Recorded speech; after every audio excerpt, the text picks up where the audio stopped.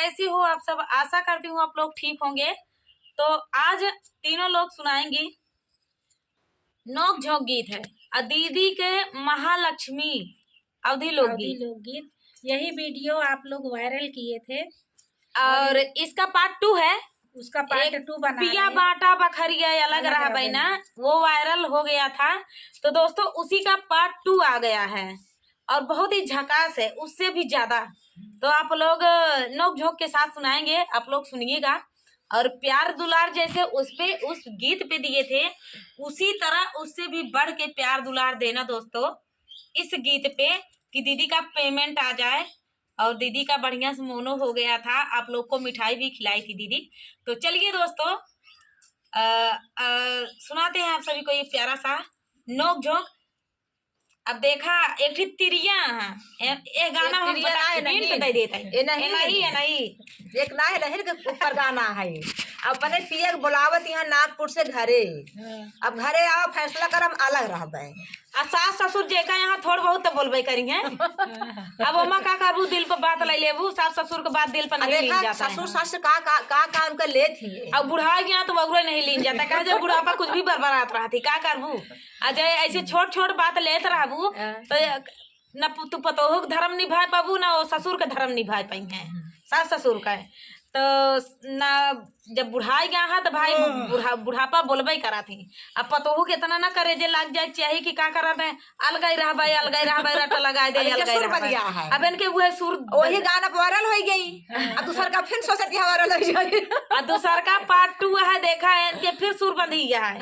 एकदम समझाए रहे हम सब होशियार बन के ले रही हैं। हाँ दूसर कुछ होशियारी लेके आए हैं। देखा चलो सुनाओ भैया। अब देखा कैसे का कहत यहाँ अपने सजनवा को बुलावत यहाँ फोन कई के यहाँ से पिया तू आवा बस अब वही करा जल्दी आवा। अब पिया है नागपुर में पिया बाटा बखरिया लग रहा बैना, पिया आवा नागरिया लग रहा बैना, पिया आवा लग रहा बैना, पिया बाटा बखरिया लग रहा बैना, पिया बाबा नागरिया लग रहा बैना, हो या लग रहा बैना, हो या लग रहा बैना, हो या लग रहा बैना, पिया बाटा बखरिया लग रहा बैना, पिया बाटा बखरिया लग रहा बैना।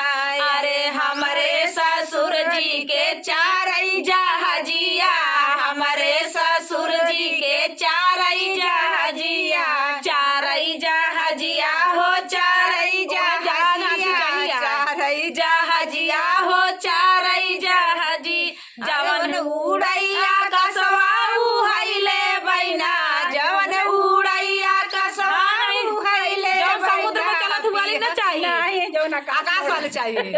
आकाश में जवन उड़ा है आए तो ऊपर जावे तब हुआ से तो देखब कैसे तना उड़बू वो ही धरती है चिड़िया उड़े का। अरे जवन उड़ैया कसवा उहैले बैना, पिया बाटा बखरिया लग रहा बैना, पिया बाटा बखरिया लग रहा बैना, पिया बाटा बखरिया लग रहा बैना।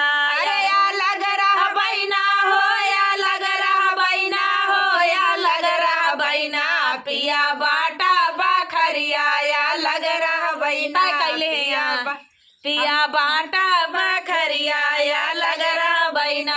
यारे हमारे ससुर जी के चारई बुलटिया, हमारे ससुर जी के चारई बुलटिया हुआ दांप लगा दे यहाँ चारई बुलटिया हो चारई बुलटिया, चारई बुलटिया हो चारई बुलटिया, जौने में लागई कम तेलवा उहैले बैना, जौने में लागई कम तेलवा।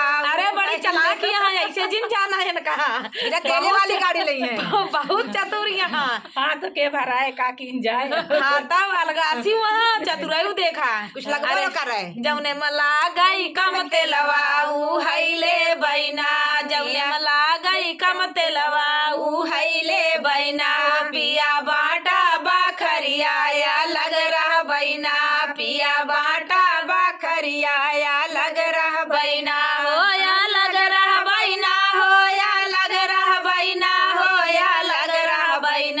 पिया बाटा बखरिया या लग रहा बैना पिया बाटा बखरिया या लग रहा बैना अरे हमारे ससुर जी के ताराई नारा हमारे ससुर जी के ताराई नारा ताराई नारा हो ताराई मतलब बताती हमारे ससुर जी तारे ताराई नारा हो ताराई नारा जौने माँ बूढ़ई घायलवाऊ हैले बैना जे माँ बूढ़ई घायलवाऊ हैले बैना पिया बाटा बहरिया या लग रहा बैना पिया बाटा बखरिया या लग रहा बैना पिया बाटा बखरिया या लग रहा बैना हो या लग रहा बैना हो या लग रहा बैना हो या लग रहा बैना पिया बाटा बखरिया या लग रहा बैना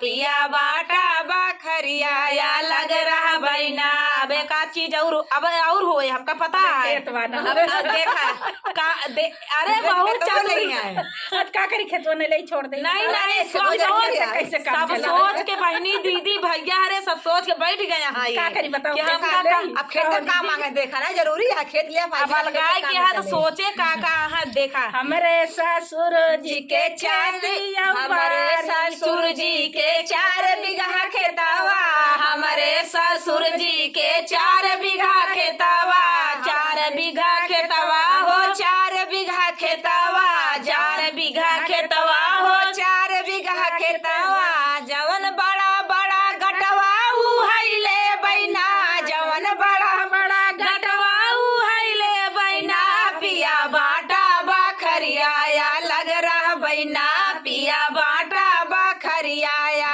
नहीं ऐसे नहीं अलगाते जेकरे अंदर चतुराई रहा था ना वो नहीं अलगा थी पहले देखा चतुराई का है 3 बीघा खेत 4 बीघा बराबर खेत। बराबर रहा है ये कई ठवर जो रहू तई ज्यादा रहा है हाँ, का करी बड़का ही को लइया ले पवाले रहे अबे कहत कि यहाँ पहले अलगाई जाए नहीं देवरान जेठान आ जाइए तो पहले अलगा लेंगे तो वन ले लेंगे तो हम एक काम करी पहले न अलगाई अच्छी जाए अच्छी चीज ले ले खराब खराब छोड़ दे अब देखा चतुराई देखा पिया अरे पिया बाटा बखरिया या लग रहा बैना पिया बाटा बखरिया या लग रहा बैना हो या लग रहा बैना हो या लग रहा बैना हो या लग रहा बैना पिया यावा नगरिया या लग रहा बैना पिया यावा नगरिया या लग रहा बैना पिया हमरे ससुर जी के बागा बगीचा अबे बाकी है। अबे बाकी है भगवा हम तो भुलाइन गए बाटा भी ना